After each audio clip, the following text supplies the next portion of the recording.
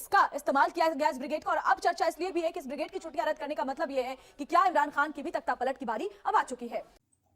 सामने क्रम भारतीयों का बस नहीं चलता कि किसी तरह वो पाकिस्तान में आए और पाकिस्तान के प्राइम मिनिस्टर इमरान खान को कुर्सी से उतारकर वापस अपने मुल्क लौट जाए। भारत का मीडिया तो अब ऐसा पागल हो चुका है कि एक ही वीडियो में तरह तरह की ऑपोजिट बातें करता नजर आ रहा है और ऐसा लगता है कि इमरान खान का अभी तक कुर्सी पर बैठे रहना भारतीयों के हिसाब पर सवार हो चुका है। कभी भारतीय कहते नजर आ रहे हैं कि इमरान खान आज इस्तीफा देंगे, कभी कहते नजर आते हैं कि OIC कॉन्फ्रेंस का इंतजार है, जैसे ही वो खत्म होगी इमरान खान खुद ही मुस्तफी हो जाएंगे। कभी ये कहते हैं कि जनरल बाजवा काफी गुस्से में हैं और इमरान खान के खिलाफ ऑपोजिशन के साथ मिल चुके हैं। लेकिन अब जब ये सारी कहानी भारतीयों की फेल होती नजर आ रही है, भारतीय अवाम कमेंट सेक्शन में भारतीयों से पूछते नजर आ रहे हैं कि रोजाना तुम्हारी नई कहानियां होती हैं, आखिर सच क्या है, हमें सच्चाई बताओ। तो अब एक नई कहानी भारतीय घड़ते नजर आ रहे हैं कि पाकिस्तानी अफवाज की 111 ब्रिगेड, जो पाकिस्तान में जब जब तख्ता पलटने की कोशिश की गई या पाकिस्तान में मार्शल लॉ लगा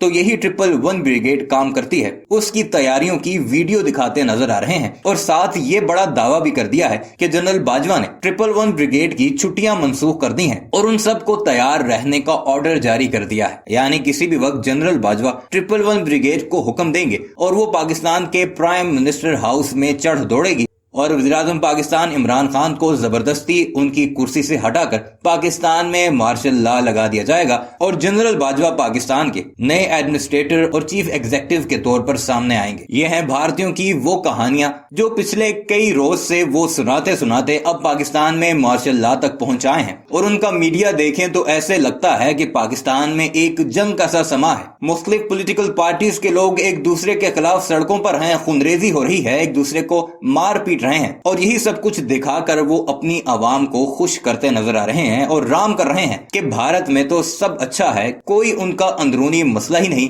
भारत में ना तो कोई फुटपाथ पर सोता है, हर घर में टॉयलेट बन चुका है और गुर्बत तो कहीं नजर नहीं आती। ये है वो डबल स्टैंडर्ड हमारे पड़ोसी मुल्क भारत के मीडिया का, जो नरेंद्र मोदी की इमा पर ये सारा खेल खेल रहा है ताकि भारत के अंदरूनी मसाइल पर किसी की नजर न पड़े और भारत की गरीब आवाम पाकिस्तान की न्यूज सुन सुनकर अपने आप को तसल्ली देती रहे कि हमारे मुल्क में तो इतना पॉलिटिकल क्राइसिस नहीं, ना ही इतने हालात खराब हैं। आइए आपको लेकर चलते हैं भारत के मीडिया पर और उनकी जुबानी सुनाते हैं कि किस तरह पाकिस्तान में अब मार्शल लॉ लगने वाला है और इमरान खान को कैसे फौज जबरदस्ती उनकी कुर्सी से हटाने वाली है। मगर वीडियो पर आगे बढ़ने से पहले आपसे गुजारिश है कि हमारे इस चैनल को जरूर सब्सक्राइब कीजिएगा और कमेंट सेक्शन में अपनी कीमती राय का इजहार भी जरूर कीजिएगा। और चलिए आपको पाकिस्तान की कुख्यात तख्ता पलटन 111 ब्रिगेड के बारे में सबसे पहले बताते हैं। दरअसल पाकिस्तानी सेना की 111 जो ब्रिगेड है वो रावलपिंडी में तैनात रहती है। पाकिस्तानी सेना के हेडक्वार्टर की गैरिसन ब्रिगेड हर सैन्य तख्ता पलट जो इससे पहले पाकिस्तान में हुए हैं उसमें इसका इस्तेमाल हुआ है। तख्ता पलट ब्रिगेड भी इसीलिए इसको कहा जाता है। इसके अलावा आपको ये भी बताएं कि सवाल ये है कि 111 ब्रिगेड को तख्ता पलट का हिस्सेदार क्यों बताया जाता है, इसकी वजह क्या है? तो इसकी वजह भी समझिए। दरअसल 111 ब्रिगेड रावलपिंडी में तैनात तो रहती है और आर्मी चीफ अयूब खान ने इसका इस्तेमाल किया था तत्कालीन राष्ट्रपति सिकंदर मिर्जा को हटाने के लिए। और इसके अलावा दूसरी बार 1969 में भी तख्ता पलट में ये ब्रिगेड शामिल रही है। 1977 के तख्ता पलट में भी तीसरी बार ये शामिल रही है, लिहाजा इसे तख्ता पलट ब्रिगेड भी कहा जाता है। चौथी बार भी तख्ता पलट ब्रिगेड को शामिल किया गया था तख्ता पलट के लिए, पहली बार 1958 में। तो ये हम आपको दिखा रहे हैं कि कब कब इसका इस्तेमाल किया गया इस ब्रिगेड को। अब चर्चा इसलिए भी है कि इस ब्रिगेड की छुट्टियां रद्द करने का मतलब यह है कि क्या इमरान खान की भी तख्ता पलट की बारी अब आ चुकी है। एक तरफ इमरान की कुर्सी डबाडोल है, वहीं दूसरी तरफ इस्लामाबाद में 57 मुस्लिम देशों का मजमा लगाकर इमरान खान ये दिखावा कर रहे हैं कि पाकिस्तान में ऑल इज वेल है। मगर पाकिस्तानी संसद के बाहर जो सियासी भूचाल आया उसने कप्तान की पिच खोखली कर दी है और उन्हें कभी भी अब पवेलियन लौटना पड़ सकता है।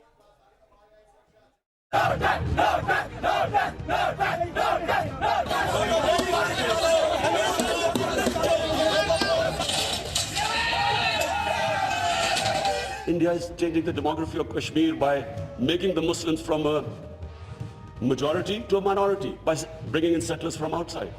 This is a war crime. Imran Khan से खुद का देश संभल नहीं रहा और 57 मुस्लिम देशों का मजमा लगाकर फिलिस्तीन और कश्मीर संभालने का भड़काऊ एजेंडा चला रहे। अभी ये साफ नहीं कि इमरान वजीर-ए-आज़म की कुर्सी पर और कितने घंटे रहेंगे, लेकिन वो OIC के मंच पर जिहाद की दुहाई देने से नहीं चूके। पाकिस्तान में सियासी तूफान उड़ जाएंगे इमरान। पाकिस्तान में इन दिनों जिस तरह सियासी बवंडर उठा है उसमें इमरान नियाजी का सरेंडर तो तय है। फिलहाल पाकिस्तान का विपक्ष और पाकिस्तान की फौज ओआईसी समिट गुजर जाने का इंतजार कर रही है। इसके बाद इमरान को या तो खुद ही पारी समाप्ति का ऐलान करना होगा या तो बाजवा उनका तख्ता पलट कर देंगे।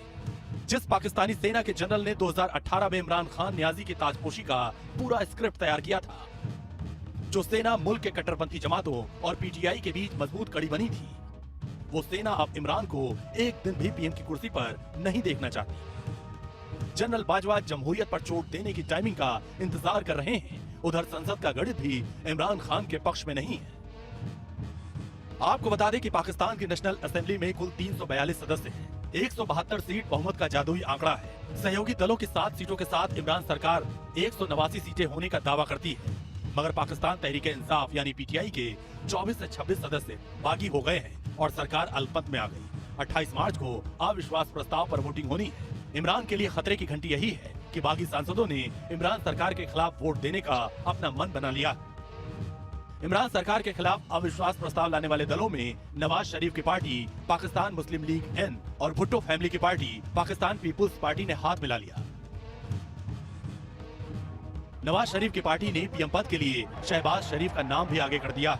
ये हुकूमत इस हद तक अदम एतमाद से भागना चाह रहा है, इस इलेक्शन से भागना चाह रहा है, तो फिर सिंध हाउस पे और पार्लियामान के मेंबर्स के खिलाफ एक मुहिम चलाया गया और फिर सिंध हाउस पे और वफाक पे एक हमला किया गया, जमहूरियत पे हमला किया गया और दहशत फैलाने की एक और कोशिश थी।